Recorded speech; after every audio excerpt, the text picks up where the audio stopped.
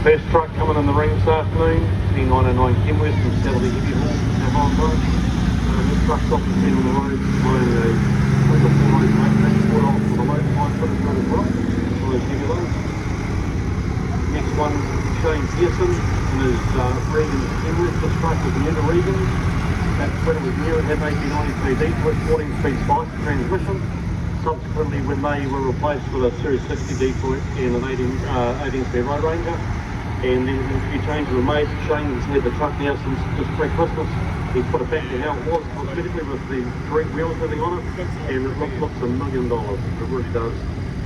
Next truck coming in, W model Kenworth, Detroit diesel on the bonnet, real serious correct looking truck, Goldwing bumper and everything on it, looks $1 million. Rouse looking truck, that one. Fourth truck in the ring is Tim Craw, International T2700.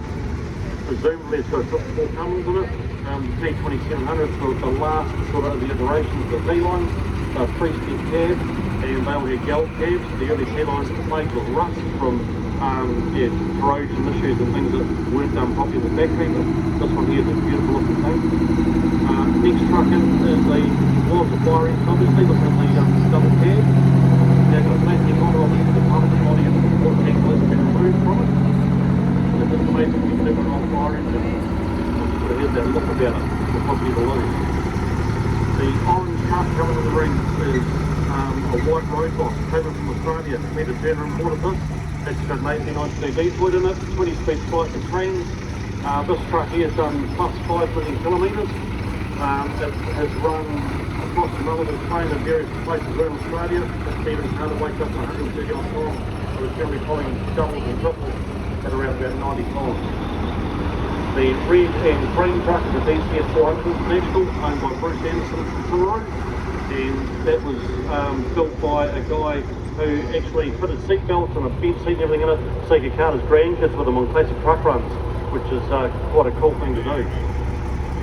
Next truck is R model Mack, Bruce Anderson, Timaru. This truck is reportedly the last R model built in New Zealand. It was sort of built out of parts boxes. Bruce was in the throes of ordering an NT and Volvo when this one was offered to him, so he put his hand up and grabbed this one.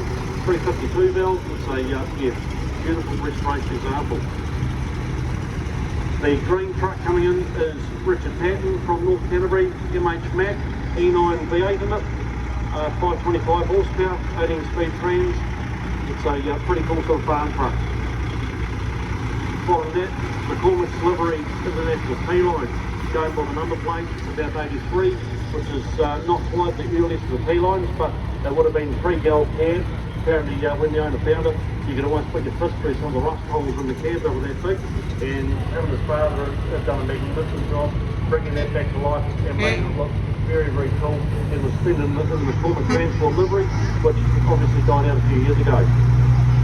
Next is Cam Lill 2001 Max V8 688, 470 horsepower E-Tech engine, 18-speed trans.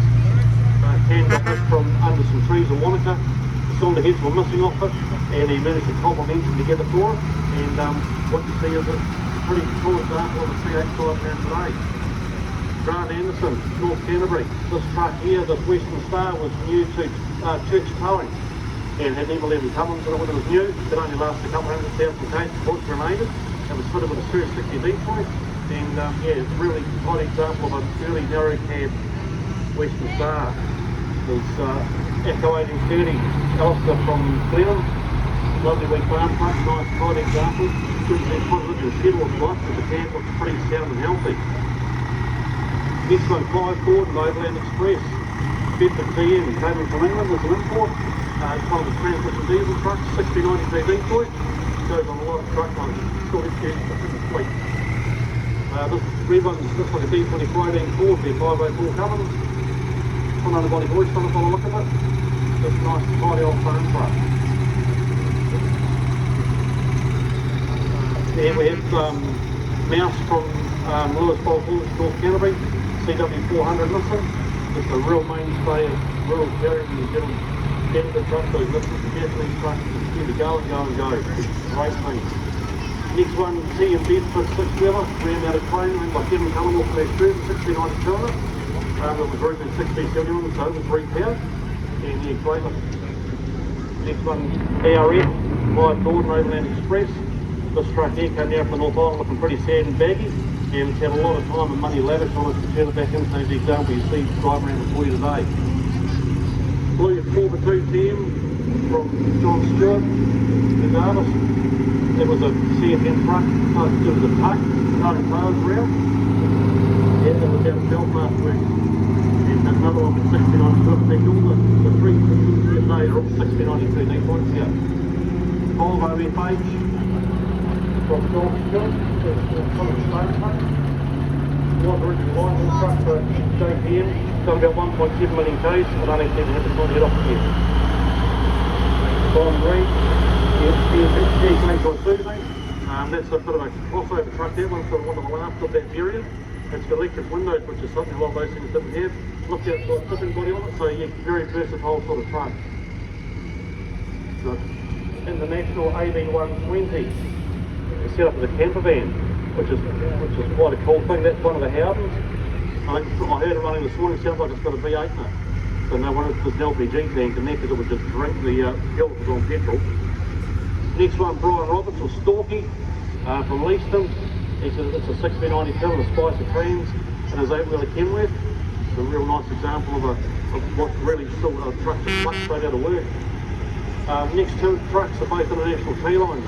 Greg Donaldson contracting Ashburton. Six wheeler tippers.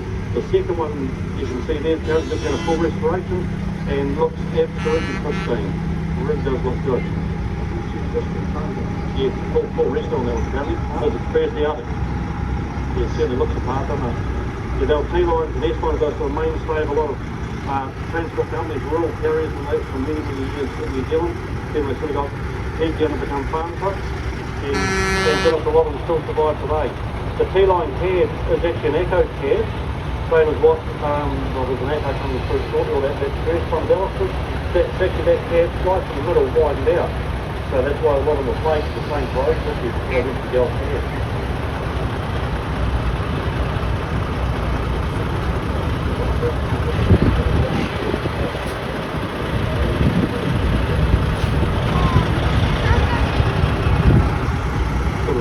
Serious looking sort of rock body almost from the back of that second T-line. Big headboard and everything on it. Double swinging tail door. Set up the car bolted or something probably. Yeah, absolutely. Looks good, doesn't it? Yeah. Then we got, what's this, an F-150 pickup. I'd imagine that would have been converted to right-hand drive in New Zealand. Oh yeah, Walton Special Vehicle badge on the side of it.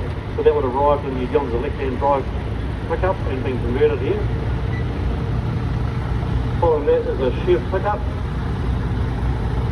Don't know much about it. I heard it running, sounds like it's got a pretty healthy sort of V8 on it. The wee red one is a that's the Roadstar. That was first remains a missile back many years ago. Yeah, probably with a 1200 on the mansion. Yeah, looks got a mag on it. What a cool for wing is. Looks good. There we go. So on the front, the background, there's second lap now. Just ends it behind the white W19 where it looks like an X-Swelling V-line. I'm thinking it's Mellon present point, but yeah, could be wrong. It looks like it's got a clip on deck. Yeah, it looks like Mellon.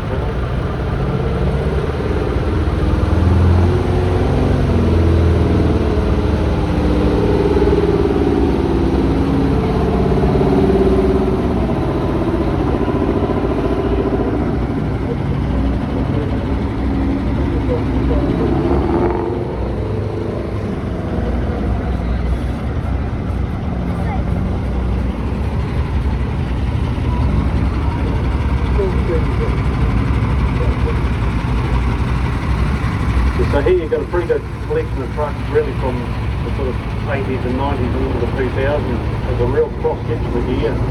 You can even give them the right box, a bit of a boot pull. Sounds pretty special.